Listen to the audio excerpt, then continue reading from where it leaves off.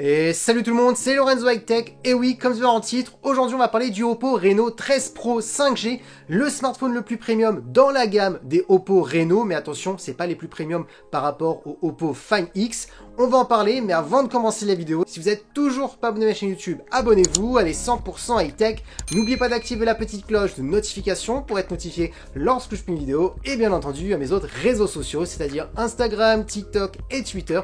Tous les liens seront en bas dans la description. Du coup, commençons par le design. Alors en termes de design, on reste sur un design plutôt classique. On va pas se le cacher, tous les Oppo Reno 13 qui ont été annoncés en même temps que ce Oppo Reno 13 Pro 5G se ressemblent quasi à 95%. C'est plus les coloris qui changent un petit peu. Donc voilà, on est sur un design plutôt sobre. On aime ou on n'aime pas. Moi, je le trouve plutôt joli. D'ailleurs, dites-moi ce que vous en pensez en termes de design en commentaire. On va attaquer tout de suite les caractéristiques de la face avant. On a une diagonale de 6,83 pouces avec une très bonne résolution Full HD+, accompagnée par une technologie d'écran AMOLED, accompagnée par un taux de rafraîchissement de 120 Hz. Là, ce qui est dommage par contre, c'est qu'on n'a pas une dalle LTPO qui peut descendre de 1 Hz et monter jusqu'à 120 Hz. On est sur une dalle plutôt classique.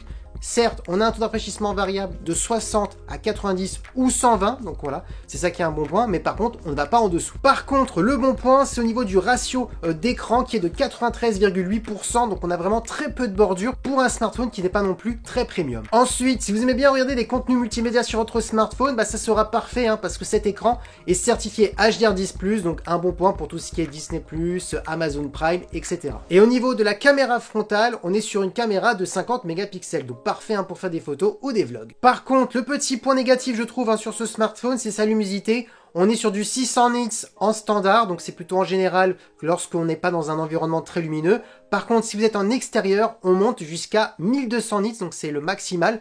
Là, je trouve par contre, par rapport au prix que je vous donnerai en fin de vidéo et par rapport à la gamme de Oppo Reno, c'est-à-dire là on est sur le Oppo Reno 13, le plus premium, j'aurais aimé avoir un écran peut-être légèrement plus lumineux. Maintenant, parlons de la partie photo, et là ça va être son point fort, parce que comme on est sur le Oppo Reno 13 Pro 5G, on est sur le meilleur photophone dans la gamme des Reno 13, bien entendu. On a un premier capteur principal de 50 mégapixels qui est stabilisé. Ça va être le meilleur capteur sur ce smartphone. On a ensuite un second capteur ultra grand angle de 8 mégapixels. Donc là, c'est pour faire des photos à plan large.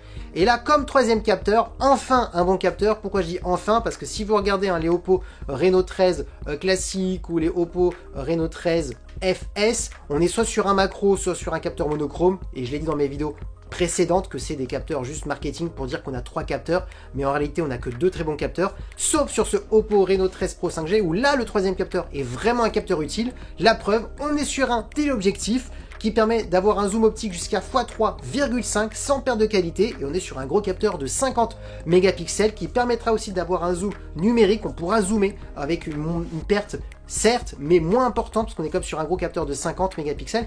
Donc là, enfin, on a un smartphone avec 3 vrais capteurs. Et au niveau de la vidéo, c'est le seul qui permet de filmer en 4K 60 images par seconde, parce que les autres ont été bloqués à du 30 images par seconde. Et bien entendu, ce Oppo Reno 13 Pro 5G récupère toutes les autres fonctionnalités que je vous ai parlé dans mes précédentes vidéos pour les Oppo Reno 13 classiques ou le Oppo Reno 13 F, c'est-à-dire tout ce qui est fonction IA, les live photos, les photos qui bougent. On peut même les envoyer entre Android et iPhone parce que c'est presque la même technologie que Apple.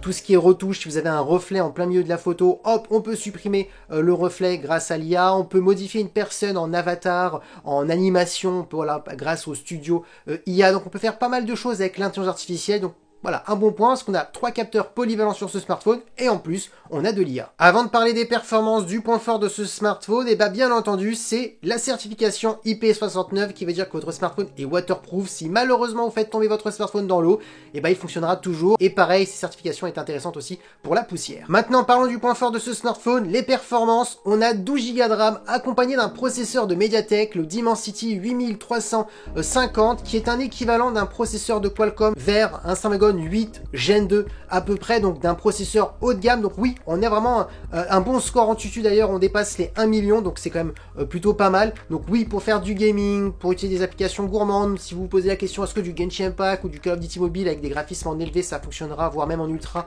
la réponse est oui. Donc on peut le dire, en termes de performance, on en a pour notre argent. En termes de stockage, on sera sur du 512 Go. Au niveau de la batterie, on peut le dire, on est sur une très grosse batterie de 5800 mAh avec de la recharge ultra rapide de 80 watts. La marque a annoncé qu'on pouvait recharger complètement à 100% son smartphone en simplement 49 minutes. Donc oui, on peut le dire, c'est quand même plutôt rapide.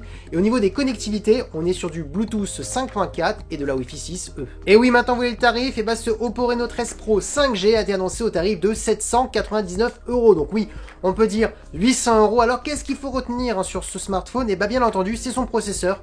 Très bon processeur milieu haut de gamme avec bien entendu des bonnes performances pour faire du gaming, pour utiliser des applications gourmandes. Ensuite bien entendu la partie photo parce qu'on a un bon capteur principal, un ultra grand angle, un téléobjectif. Donc là on peut dire on est vraiment polyvalent au niveau de la photo et ça c'est un bon point parce que tous les smartphones à 800 € n'ont pas un téléobjectif. Ce n'est pas encore standardisé pour cette gamme de prix.